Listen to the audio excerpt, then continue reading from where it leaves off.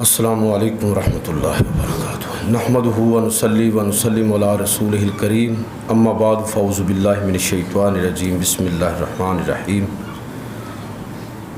برادران عزیز، اللہ کے فضل اور توفیق سے درس سیرت کے حوالے سے آج 20ویں گفتگو ہے، اور آج میں آپ کی خدمت میں صلح حدیبیہ کے بعد ایک بڑا اہم مرحلہ جس کا آغاز ہوا اور جس سے دعوت کا نیا مرحلہ اور اس کا مزاج ہمیں سمجھ آتی ہے کہ اللہ کے پیغمبر صلی اللہ علیہ وسلم نے سیرت نگاروں کے مطابق کہ جب نبی صلی اللہ علیہ وسلم کو عمرے سے اور حج سے روکا گیا تو آپ ذی الحج کے آخر میں واپس تشریف لائے، اور نبی صلی اللہ علیہ وسلم نے، یہ 6 ہجری کی بات ہے، پوری دنیا کے حکمرانوں کو، قبائل عرب اور سرداروں کو آپ صلی اللہ علیہ وسلم نے مختلف خطوط روانہ فرمائے۔ یہ لگ بھگ کوئی 40 کے قریب خط جو ہیں اس دور کے اندر لکھے گئے، مختلف حکمرانوں کے نام، سرداروں کے نام، کو 10 کے قریب مسلح مہمات نبی صلی اللہ علیہ وسلم نے روانہ فرمائیں تاکہ لوگ دشمن کے حملوں سے بھی محفوظ رہیں۔ یہ وہی دور ہے جس میں نبی صلی اللہ علیہ وسلم نے وہ اپنی مشہور مہر جو ہے وہ بنوائی، جو عام طور پر اب بھی آپ دیکھتے ہیں نا کہ کیلنڈرز وغیرہ پر لگی ہوتی ہے، محمد رسول اللہ، نیچے سے اگر اوپر کی طرف پڑھے محمد رسول اللہ، یعنی سب سے اوپر اللہ، رسول اور محمد، یہ ہمارے ہاں عام اویلیبل بھی ہے۔ تو یہ وہ مہر ہے جو نبی کریم صلی اللہ علیہ وسلم اس وقت خطوط کے آخر میں باقاعدہ ثبت فرماتے تھے کہ جب آپ کو یہ بتایا گیا کہ اللہ کے نبی آپ جو خطوط روانہ فرما رہے ہیں، تو اس دور میں بادشاہ جو ہیں ان کو جو خط ملتے ہیں تو صرف وہی خط وہ پڑھتے ہیں جس کو مہر لگائی گئی ہو، جس کے آخر میں مہر موجود ہو۔ تو نبی صلی اللہ علیہ وسلم نے وہ مہر بنوائی، آپ کے پاس رہی، اور آپ کے بعد جناب صدیق اکبر رضی اللہ تعالیٰ عنہ، اس کے بعد عمر فاروق رضی اللہ تعالیٰ عنہ اور عثمان غنی رضی اللہ تعالیٰ عنہ کے پاس یہ مہر رہی، اور انہی سے یہ مہر گم ہوئی تھی۔ مدینہ شریف میں اگر آپ جو احباب گئے ہیں ان کو یاد ہو تو ایک کنواں ہے، اس کے بارے میں مشہور ہے کہ بیر خاتم، تو یہ وہ کنواں ہے جس کی منڈیر پر حضرت عثمان غنی رضی اللہ تعالیٰ عنہ بیٹھے ہوئے تھے۔ جب وہ انگوٹھی وہ اتارنے لگے تو وہ انگوٹھی وہاں گر گئی، اور پھر تلاش بسیار کے بعد وہ ملی نہیں ہے۔ تو کہا جاتا ہے کہ اس انگوٹھی کے گرنے کے بعد ہی خلافت راشدہ کے اندر جو مختلف فتنے تھے انہوں نے سر اٹھانا شروع کیا، تو امن و امان جو تھا وہ رخصت ہونے لگا۔ تو یہ مہر بھی آپ صلی اللہ علیہ وسلم نے اسی دور کے اندر بنوائی۔ نبی صلی اللہ علیہ وسلم نے مختلف بادشاہوں، حکمرانوں کی طرف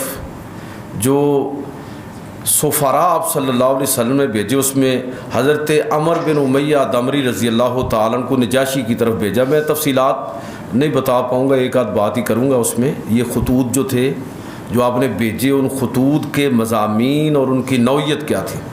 یہ بذات خود ایک الگ مستقل موضوع ہے اور بڑا دلچسپ موضوع ہے کہ وہ خطوط جو آپ نے بھیجے اس کے مضامین کیا تھے، لیکن اس وقت تو آپ کے سامنے صرف اس کی تاریخ رکھ رہا ہوں۔ اور حضرت دحیہ بن خلیفہ قلبی رضی اللہ تعالیٰ عنہ کو نبی صلی اللہ علیہ وسلم نے ہرقل کی طرف بھیجا، جو شہنشاہ روم تھا۔ عبداللہ بن حذافہ رضی اللہ تعالیٰ عنہ کو کسریٰ کی طرف آپ صلی اللہ علیہ وسلم نے بھیجا، اور حارث بن عمیر الازدی، ان کو نبی کریم صلی اللہ علیہ وسلم نے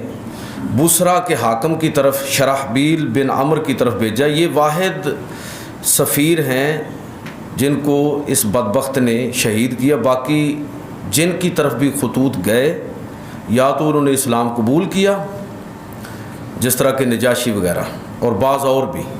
اور یا پھر یہ ہے کہ اگر اسلام قبول نہیں بھی کیا تو تب بھی اس طرح کا معاملہ نہیں کیا کہ کسی سفیر کو شہید کیا گیا ہو۔ تو نبی صلی اللہ علیہ وسلم نے، حالانکہ کوئی یہ 40 کے قریب اس طرح کی مہمات کا ذکر ملتا ہے سیرت نگار بیان کرتے ہیں کہ ہر طرف اللہ کے نبی صلی اللہ علیہ وسلم کے سفیر جو ہیں وہ خطوط لے کر صلح ہوتے ہی صلح حدیبیہ کے بعد پوری دنیا کے اندر پھیل گئے. کوئی ایران کی طرف جا رہا ہے, کوئی روم کی طرف جا رہا ہے, کوئی کسی اور شہر اور قبیلے اور کسی سردار کے پاس نبی صلی اللہ علیہ وسلم کا پیغام کہہ لیجئے کہ ایک لحاظ سے تمام حجت کے لیے لے کر جا رہا ہے. لیکن یہ صرف واحد حادثہ ہوا کہ حضرت حارث بن عمیر ازدی رضی اللہ تعالیٰ عنہ کو یہ شرحبیل بن عمر اس نے جو حاکم تھا بصرا کا, اس نے شہید کیا. پھر اسی کے رد عمل میں غزوہ مؤتہ ہوئی, وہ انشاءاللہ اگلے کسی درس میں عرض کروں گا. تو نبی کریم صلی اللہ علیہ وسلم نے یہ خطوط اور سفیر ہر طرف روانہ فرمائے. اس میں جو چیزیں خاص طور پر میں آپ کی توجہ کے لیے عرض کرنا چاہتا ہوں جو ہمیں سمجھ آتی ہیں, ایک تو یہ بات سمجھ آتی ہے کہ اسلام واحد دین ہے جس نے باضابطہ طور پر یہ دعویٰ بھی کیا اور عملی طور پر ایسا کیا بھی. صرف دعویٰ نہیں کیا بلکہ عملاً ایسا کیا کہ یہ دعویٰ صرف تمام مذاہب میں, یہ بڑی اہم بات ہے, صرف اور صرف اسلام کا ہے کہ اسلام عالمگیر دین ہے. پوری انسانیت کے لیے اللہ کے پیغمبر صلی اللہ علیہ وسلم نبی اور رسول بن کر آئے تھے, اور یہ دعوت صرف عربوں کے لیے نہیں تھی, صرف عجم کے کسی خاص علاقوں کے لیے نہیں تھی, بلکہ پوری دنیا کی طرف نبی کریم صلی اللہ علیہ وسلم پیغمبر رسول بن کر آئے, اور یہ دین عالمگیر دین ہے. یہی وجہ ہے کہ پوری دنیا میں جیسے ہی امن نصیب ہوا تو اللہ کے نبی صلی اللہ علیہ وسلم کا یہ پیغام پوری دنیا کی طرف آپ صلی اللہ علیہ وسلم نے اپنا یہ پیغام روانہ فرمایا. اس میں ہمارے لیے سبق یہ ہے کہ اگر کوئی گوشہ اور خطہ ایسا کوئی رہ بھی گیا ہو کہ جہاں پر کسی وجہ سے اسلام کا پیغام نہ پہنچا ہو تو پھر یہ بعد والوں کے ذمے ہے. آپ یاد کیجئے کہ خطبہ حجۃ الوداع کے موقع پر نبی صلی اللہ علیہ وسلم نے صحابہ سے کیا کہا تھا کہ ساری گفتگو فرمانے کے بعد آخر میں آپ نے فرمایا کہ الا هل بلغت, کیا میں نے تم تک اللہ کا پیغام پہنچا دیا ہے؟ تو صحابہ نے عرض کیا تھا کہ بلا, کیوں نہیں, آپ نے صرف پہنچایا ہی نہیں بلکہ پہنچانے کا حق بھی ادا کیا ہے. تو اس وقت نبی کریم صلی اللہ علیہ وسلم نے آسمان کی طرف ایسی انگلی بلند کی اور فرمایا کہ اے اللہ تو گواہ ہو جا کہ میں نے تیرا پیغام جس طرح تو نے میرے ذمے لگایا تھا میں نے وہ پیغام لوگوں تک پہنچا دیا, اور یہ لوگ آپ اس چیز کی گواہی دے رہے ہیں کہ میں نے تیرا پیغام واقعتاً ہی لوگوں تک پہنچا دیا. اور اس کے بعد نبی صلی اللہ علیہ وسلم نے صحابہ کرام کو مخاطب کرتے ہوئے یہ فرمایا تھا کہ فَلْيُبَلِّغِ الشَّاهِدُ مِنْكُمُ الْغَائِبَ, اے لوگوں جو تم یہاں موجود ہو یہ غائبین تک میرا پیغام اب اگلی پیڑھی اور اگلی نسل تک پہنچانا اب یہ تمہارے ذمہ ہے. تو پھر آپ دیکھیے کہ صحابہ کرام کی قبریں اتنی مکہ اور مدینہ میں آپ کو نہیں ملیں گی, حالانکہ یہ بڑی مقدس جگہ ہیں. تو ہمیں بڑا دفن ہونے کا بھی بڑا شوق ہوتا ہے نا لوگوں کو کہ مسجد میں دفن ہونا ہے, فلاں جگہ پر دفن ہونا ہے, فلاں. بھئی اصل چیز آپ پیغمبر صلی اللہ علیہ وسلم کے مشن کے ساتھ کتنے جڑے ہوئے ہیں, یہ اصل چیز یہ ہے. ہمیں دربار بنانے کی فکر ہوتی ہے اور بڑے بڑے گنبد کھڑے کرنے کی فکر ہوتی ہے. اصل کام یہ ہے کتنے صحابہ ہیں جنہوں نے مکہ اور مدینہ کے اندر جن کی قبریں آپ کو نظر آئیں گی, بہت تعداد میں ہیں, لیکن کیا اتنے ہی صحابہ تھے؟ نہیں, اللہ کے نبی کے پیغام کو لے کر اٹھے اور پوری دنیا کے اندر پھیل گئے. کشمیر تک لوگ بتاتے ہیں کہ 6 صحابہ تو یہاں تک پہنچے ہیں, اور تابعین کا تو کوئی حساب ہی نہیں ہے. یہ پیر عبد الرحمن جو جنگ کی طرف ہے, یہ غالباً 87 ہجری میں ان کی تاریخ وفات ہے. تو آپ اندازہ کریں, میں کہنا یہ چاہتا ہوں کہ کس طرح جو ان لوگوں نے نبی صلی اللہ علیہ وسلم کے بعد آپ کے اصحاب, تابعین, تبع تابعین, بزرگان دین, اولیاء امت نے اس مشن کو کس انداز میں اختیار کیا اور پوری دنیا کے اندر وہ پھیلے اور اپنی ذمہ داری کو سمجھا کہ اب ہم نے یہ کام کرنا ہے جس انداز میں بھی جس کے لیے ممکن ہے. تو ایک جو بڑا بنیادی نقطہ ہے میں سمجھتا ہوں وہ یہ ہے کہ اس سے ہمیں اسلام کی جو عالمگیریت ہے اس کا صحیح معنوں میں اندازہ ہوتا ہے, اور یہ پتہ چلتا ہے کہ یہ دین صرف مسلمانوں کے لیے نہیں آیا. محمد صلی اللہ علیہ وسلم صرف ہمارے نبی بن کے نہیں آئے,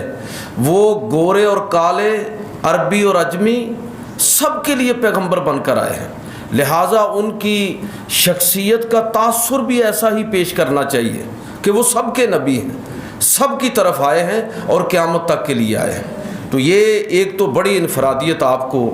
یہ جو 6 ہجری کے بعد صلح حدیبیہ کے بعد ایک یہ نقطہ بالکل کھل کے سامنے آتا ہے کہ کس طرح عملاً اللہ کے پیغمبر صلی اللہ علیہ وسلم نے لوگوں کو یہ بتایا کہ یہ دین عالمگیر دین ہے، اور صحیح بات یہ ہے کہ تاریخی طور پر یہ دعویٰ کسی اور دین نے کیا بھی نہیں۔ آپ دیکھیں یہودیت صرف یہودی نسل کے لوگوں تک محدود ہے اور وہ کسی کو اس کی دعوت بھی نہیں دیتے۔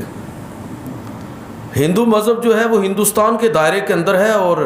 نہ اس کے اندر وہ پوٹینشل ہے اور نہ ہی یہ مذہب عالمگیریت کا دعوے دار ہے، نہ چیز بدھ مت میں اور سکھ مت میں کسی میں بھی نہیں ہے۔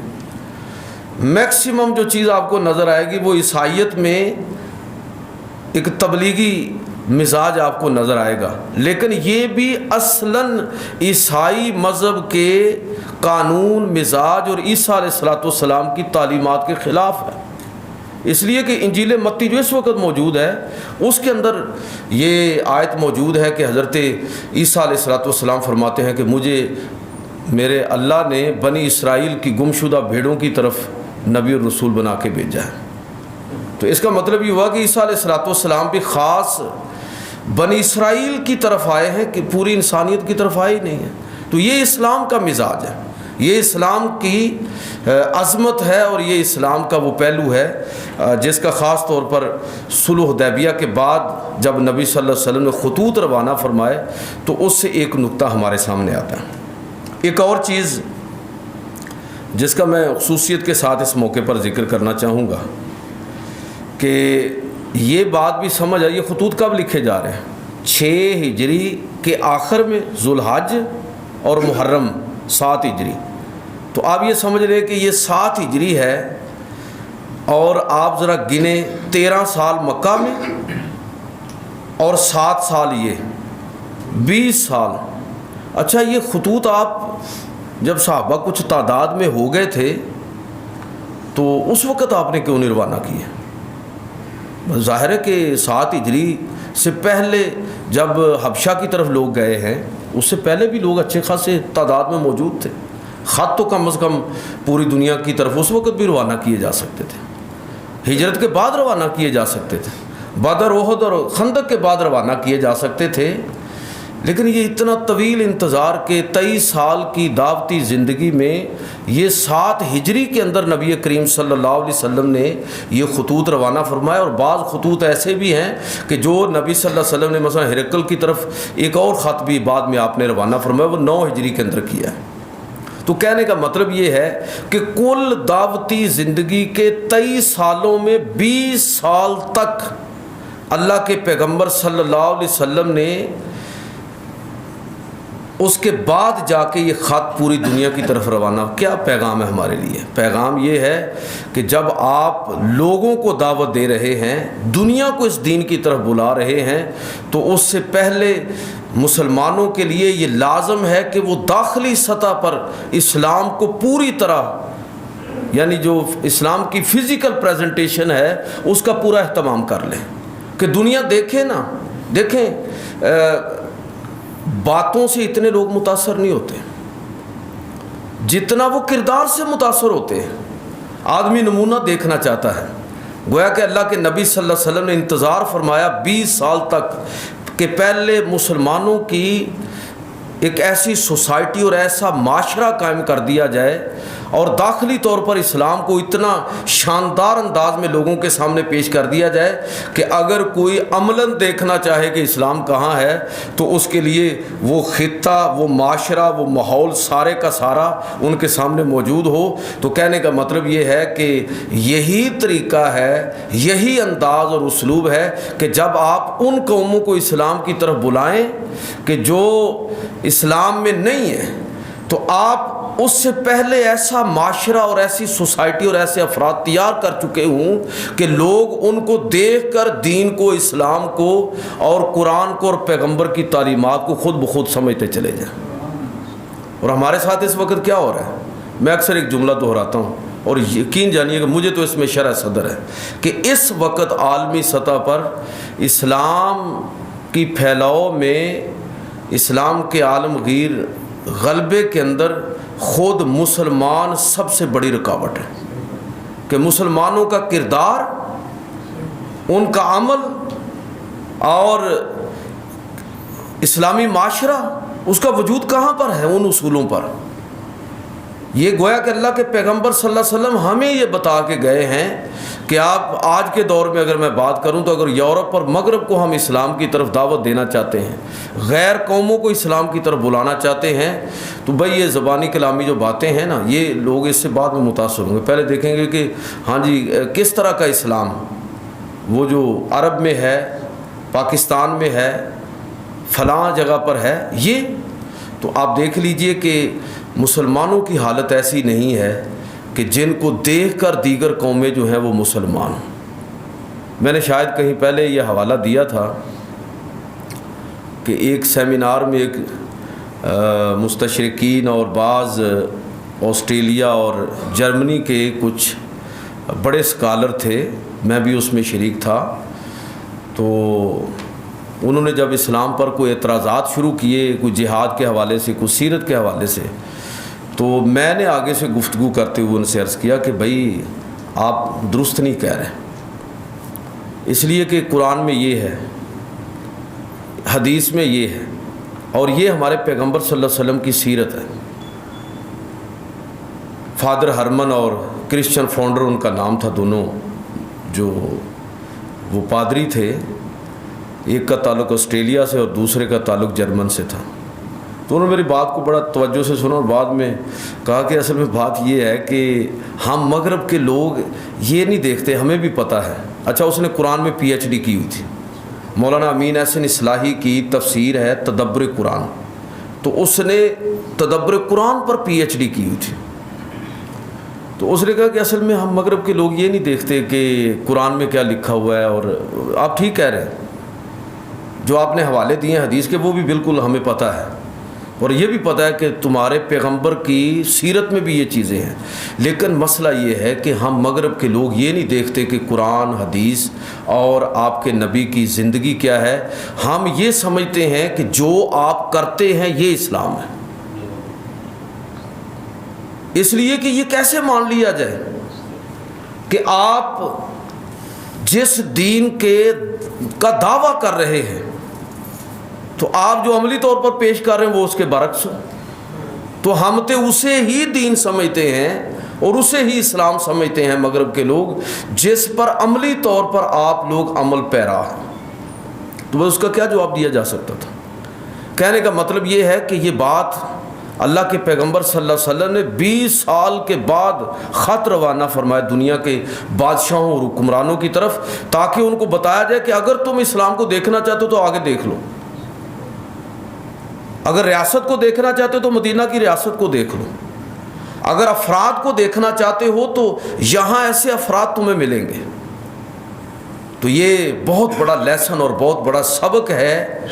صلح حدیبیہ کے بعد جو دعوت کا یہ مرحلہ ہے، اس میں یہ بہت بڑا ایک میسج ہے کہ اسلام کی تبلیغ تقریروں سے، مناظروں سے نہیں، سب سے زیادہ ہمارے عمل سے ہوگی۔ میں اور آپ جب اپنی اپنی ذمہ داریوں کو اور اپنے جہاں جہاں بھی ہم موجود ہیں، ہم ان اپنی ذمہ داریوں کو پوری دیانتداری کے ساتھ ادا کریں گے تو یقین جانیے کہ ہمیں لوگوں کو اسلام کی طرف مائل کرنے کی ضرورت نہیں، خود بخود اسلام کی طرف مائل ہوں گے جب ایسا معاشرہ قائم ہوگا، افراد اتنے مضبوط کردار کے ہوں گے، جب ریاست صحیح معنوں میں ریاست مدینہ کا ٹائٹل اختیار کرے گی اور عملی طور پر بھی اس کے مطابق ہوگی۔ ایک اور بڑی اہم بات جو اس موقع پر میں سمجھتا ہوں کہ اس کی طرف ہماری توجہ ہونی چاہیے، وہ یہ ہے کہ اللہ کے پیغمبر صلی اللہ علیہ وسلم نے جو خطوط لکھے نا، میں نے عرض کیا نا کہ یہ الگ موضوع ہے، اور جب ہمارا اس مسجد میں درس سیرت ہوا تھا، وہ میں نے تقریباً 1.5 سال کے عرصے میں وہ دروس مکمل کیے تھے۔ اب تو یہ رمضان المبارک کے اندر بالکل مختصر کچھ چیزیں میں عرض کر رہا ہوں، تو میں نے وہ خطوط آپ کو سنائے بھی تھے۔ وہ خطوط آپ پڑھیں کہ اللہ کے پیغمبر صلی اللہ علیہ وسلم نے دنیا کو دعوت کیا دی تھی، اور ان خطوط کے الفاظ کے اندر کتنی کلیئرٹی ہے، کتنا اعتماد ہے کہ اب دیکھیں خط کس کو لکھا جا رہا ہے؟ کسریٰ ایران کو، جو دنیا کی سپر پاور ہے اس وقت، ہرقل شاہ روم کو لکھا جا رہا ہے، اور اللہ کے پیغمبر صلی اللہ علیہ وسلم جو خطوط کے اندر لکھ رہے ہیں، وہ جو آپ کا اسلوب ہے وہ ہر چیز بڑی کمال کی ہے، اور اس میں بہت ساری چیزیں سیکھنے والی ہیں۔ لیکن میں اس میں سے صرف ایک نقطہ آپ سے عرض کرنے لگا ہوں کہ نبی صلی اللہ علیہ وسلم نے جو خط ہرقل کیسر روم کی طرف لکھا، تو اس میں نبی صلی اللہ علیہ وسلم نے اس خط کے اندر یہ لکھا کہ من محمد رسول اللہ صلی اللہ علیہ وسلم الی ہرقل عظیم الروم اسلم تسلم، کہ اسلام قبول کر لو سلامت رہو گے۔ الفاظ کی جو شوکت ہے اور کلیئرٹی جو ہے، اور پھر فرمایا کہ دیکھو فَإِنْ أَبَيْتَ، اگر تم نے انکار کر دیا تو یہ عریسیین اور یہ جو تمہارے متبعین ہیں ان کا گناہ بھی تمہارے ذمہ ہوگا۔ اور اس خط کے اندر نبی صلی اللہ علیہ وسلم نے قرآن پاک کی یہ آیت استعمال کی۔ وہ آیت یہ ہے کہ قُلْ یا اہل الکتاب، یہ کون تھے؟ حضرت عیسیٰ علیہ السلام کو ماننے والے تھے۔ تو نبی صلی اللہ علیہ وسلم نے ان کو دعوت ان الفاظ کے ساتھ دی کہ قُلْ یا اہل الکتاب، اے اہل کتاب، تعالوا الی کلمۃ سواء بیننا و بینکم الا نعبد الا اللہ، کہ ہم اللہ کے سوا کسی کی عبادت نہ کریں، آؤ اس کلمہ کی طرف جو ہمارے اور تمہارے درمیان مشترک ہے۔ تم بھی ایک خدا کو ماننے والے ہو، ہم بھی ایک خدا کو ماننے والے ہیں، تو ہم اللہ کے سوا کسی کی عبادت نہ کریں۔ ولا نشرک بہ شیئا، اور اللہ کے ساتھ کسی کو شریک نہ ٹھہرائیں، اور دوسروں کو اپنا خدا اور رب نہ بنائیں۔ ان میں عیسائیوں میں کیا تھا کہ انہوں نے اپنے علماء کو اربابا من دون اللہ بنایا ہوا تھا۔ میں اکثر یہ بات آپ سے عرض کرتا ہوں، کسی بڑے سے بڑے پیر اور کسی بڑے سے بڑے عالم کے پاس یہ قطعاً منصب نہیں ہے کہ وہ لوگوں کو دین کی طرف اس انداز میں بلائے کہ گویا کہ وہ دین کی طرف بلانا نہ ہو، ارباب من دون اللہ کے انداز میں ہو کہ گویا کہ وہ خود اپنے آپ کو پیغمبر یا خدائی کے منصب پر فائز سمجھتا ہے، چیزوں کو حلال کر رہا ہے اور حرام کر رہا ہے۔ لوگ اسی طرح نہیں آج کئی لوگوں کو مانتے کہ وہ دین کی بجائے نا شخصیات کو پوجنے لگتے ہیں۔ یہ عیسائیوں کے اندر یہ بیماری تھی۔ تو یہ نبی صلی اللہ علیہ وسلم نے یہ آیت اس میں لکھی۔ میں اس میں صرف یہ بات عرض کرنا چاہتا ہوں کہ نبی صلی اللہ علیہ وسلم عیسائیوں کو اسلام کی طرف دعوت دیتے ہوئے ہمیں یہ سکھا کے گئے ہیں کہ اگر تم غیر قوموں کو اپنے دین کی طرف بلانا چاہتے ہو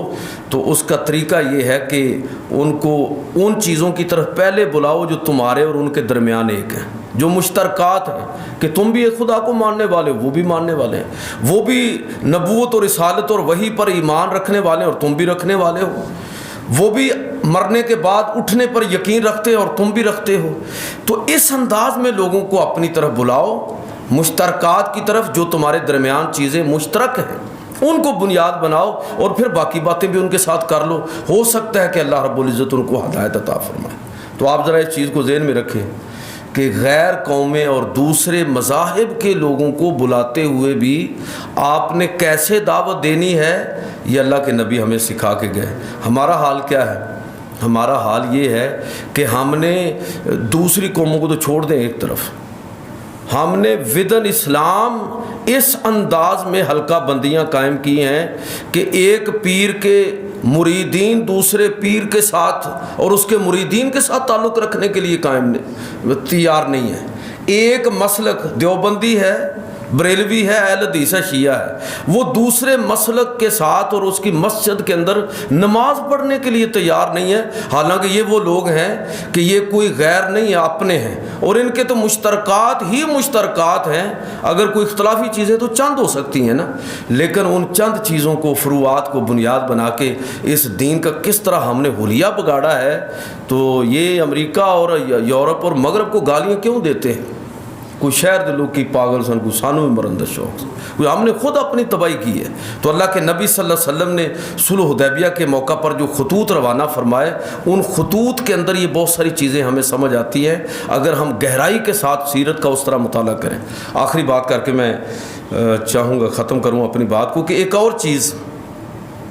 کہ نبی کریم صلی اللہ علیہ وسلم نے جس کی اس موقع پر وہ ایک معجزہ بھی ہے جہاں سے سیرت کا اعجازی پہلو جو ہے وہ ہمارے سامنے آتا ہے، معجزانہ پہلو، اور ایک بڑی اہم بات بھی سمجھ آتی ہے کہ اگر آپ دوسری قوموں کو اسلام کی طرف بلانا چاہتے ہیں، یہ خاص طور پر علماء کی سطح کی بات ہے، لیکن عام پبلک بھی بھائی اسی طرح دین کی دعوت اور تبلیغ کی ذمہ دار ہے، ہر مسلمان ذمہ دار ہے۔ تو یہ بات سب کے لیے ہے، علماء کے لیے بالخصوص ہے۔ وہ یہ ہے کہ نبی صلی اللہ علیہ وسلم نے جب یہ سفراء روانہ فرمائے، علامہ ابن سعد کی سیرت پر کتاب ہے طبقات الکبریٰ، اس کے اندر انہوں نے یہ لکھا ہے کہ نبی صلی اللہ علیہ وسلم نے رات کو مور بند کر کے جب خطوط روانہ فرمایا اور یہ فرمایا کہ صبح فجر کے بعد آپ لوگوں نے روانہ ہونا ہے، تو مسجد نبوی میں نماز ادا کی ان سفیروں نے۔ اب کوئی جا رہا ہے ایران کی طرف، وہاں زبان اور ہے، کوئی جا رہا ہے کسرا کی طرف، وہاں زبان اور ہے، کوئی کسی اور علاقے کی طرف جا رہا ہے۔ تو سب لوگ جب یہ صبح نبی کریم صلی اللہ علیہ وسلم کی بارگاہ میں حاضر ہوئے، آپ کے پیچھے نماز ادا فرمائی، تو تھے تو عرب، یہ سارے جن کے نام ابھی میں نے صحابہ کے آپ کے سامنے لیے ہیں، لیکن نبی کریم صلی اللہ علیہ وسلم کا معجزہ یہ ظاہر ہوا کہ جب یہ لوگ وہ خط لے کر روانہ ہوئے تو ہر آدمی معجزانہ طور پر اس علاقے کی ہی زبان بولنے لگا جس علاقے کی طرف اللہ کے پیغمبر نے ان کو روانہ فرمایا۔ یہ نبی صلی اللہ علیہ وسلم کا معجزہ، آپ کی شان اور عظمت۔ تو وہاں سے میں جو بات عرض کرنا چاہتا ہوں، اچھا پھر یہ ہے کہ یہ تو معجزہ ہوا، لیکن اس کے علاوہ بھی نبی صلی اللہ علیہ وسلم نے دیگر مذاہب، حضرت زید بن ثابت رضی اللہ تعالیٰ جنہوں نے قرآن مجید کو مدون کیا تھا، بڑے مشہور صحابی ہیں، تو ان کو باقاعدہ یہودیوں کا جو علم ہے، ان کی جو زبان ہے اور ان کے جو خطوط آتے تھے ان کو پڑھنے کے لیے نبی صلی اللہ علیہ وسلم نے ان کو باقاعدہ سریانی زبان سیکھنے کی تلقین فرمائی، اور انہوں نے 15 دن کے اندر سریانی زبان سیکھ لی، اور نبی صلی اللہ علیہ وسلم کو یہودیوں کی طرف سے آنے والے جو خطوط تھے یا وثیقے وغیرہ وہ آپ پڑھ کر ان کو سناتے تھے۔ میں یہاں سے جو نقطہ عرض کرنا چاہتا ہوں وہ یہ ہے، اس کا مطلب یہ ہوا، اور میں نے اپنی کتاب صحابہ کرام کا اسلوب دعوت و تبلیغ کا ایک چیپٹر اس کی ذیلی فصل کے اندر نبوی سفراء کے عنوان کے ساتھ جو لکھی ہے، تو اس میں نے وہ صحابہ کرام جو دنیا کے مختلف بادشاہوں کی طرف گئے تھے، اور انہوں نے صرف خاطی تو نہیں نا پیش کیا تھا، گفتگو بھی تو ہوئی تھی نا، وہ گفتگو میں نے اپنی اس کتاب کے اندر نقل کی ہے، وہ پڑھنے والی ہے۔ اس سے اندازہ ہوتا ہے کہ صرف یہ ان علاقوں کی زبان ہی نہیں جانتے تھے صحابہ کرام، بلکہ ان علاقوں کے کلچر، روایات اور مذہب کے ان کے مذاہب کو بھی بہت اچھی طرح جانتے تھے۔ اس کا مطلب یہ ہوا کہ اگر میں اور آپ یہ چاہتے ہیں نا کہ ان لوگوں تک اسلام پہنچے، دنیا کی طرف اسلام کا پیغام جائے، تو ہمیں اپنا دین بھی سمجھنا ہے، لیکن دیگر قوموں کے کلچر، روایات، ان کی نفسیات کو بھی جاننا ہے، اور ان کے مذہب کے بارے میں بھی ہمیں اتنی معلومات ہونی چاہیے کہ اگر ان کی طرف سے کوئی سوال یا اعتراض آئے تو اس کا جواب بھی ہم دے سکیں۔ تو زبان، کلچر، مذہب، تہذیب اور یہ ساری چیزیں جو ہے اس کے بارے میں معقول معلومات ہونی چاہیے، وہ عالم ہے۔ اور ہمارے عالم جو ہیں اس وقت جو دین کا کام کرنے والے ہیں، اس میں بہت تھوڑے لوگ ایسے لوگ ہیں کہ جو اس طرح کی صلاحیت کے مالک ہیں۔ تو اصل صحیح معنوں میں دعوت کا کام وہی شخص کر سکتا ہے جو اس طرح کی اعلیٰ پائے کی صلاحیتوں کا مالک ہو۔ تو میں نے یہ چند باتیں، اس میں سے بہت ساری چیزیں آپ کی خدمت میں عرض کی جا سکتی ہیں، لیکن میں نے یہ چند باتیں عرض کی ہیں۔ بہت کچھ ہمارے لیے ان خطوط کے اندر سیکھنے والا ہے، نبی صلی اللہ علیہ وسلم کے طرز عمل سے سیکھنے والا ہے۔ اللہ تعالیٰ مجھے اور آپ کو عمل کی توفیق عطا فرمائے۔ اللہم صلی علی سیدنا مولانا محمد نبی علیہ وسلم وسلم۔ ربنا آتنا فی الدنیا حسنہ وفی الآخرۃ حسنہ وقنا عذاب النار وادخلنا الجنۃ مع الابرار یا عزیز یا غفار یا رب العالمین۔ اے اللہ دین کا فہم عطا فرما، عمل کی توفیق عطا فرما۔ یا رب کریم تیرے پیارے حبیب نے اپنی پوری زندگی جس انداز اے رب کریم تو نے ہمارے لیے نمونہ قرار دیا ہے، ہمیں اس زندگی کی حقیقتوں کو سمجھنے کی توفیق عطا فرما۔ اے اللہ ہمارے گھروں کے اندر، کاروبار کے اندر، زندگی کے اندر برکت فرما۔ یا رب کریم بہت سارے احباب دعاؤں کے لیے کہتے رہتے ہیں، یا اللہ سب کی نیک دلی تمناؤں کو پورا فرما۔ ہم سب کے جتنے عزیز و اقارب اس دنیا سے چلے گئے، یا رب کریم ان کے اخروی منازل کو آسان فرما، درجات کو بلند فرما۔ ربنا تقبل منا انک انت السمیع العلیم وتب علینا انک انت التواب الرحیم۔ فصلی اللہ تعالی علی رسولہ خیر خلقہ محمد۔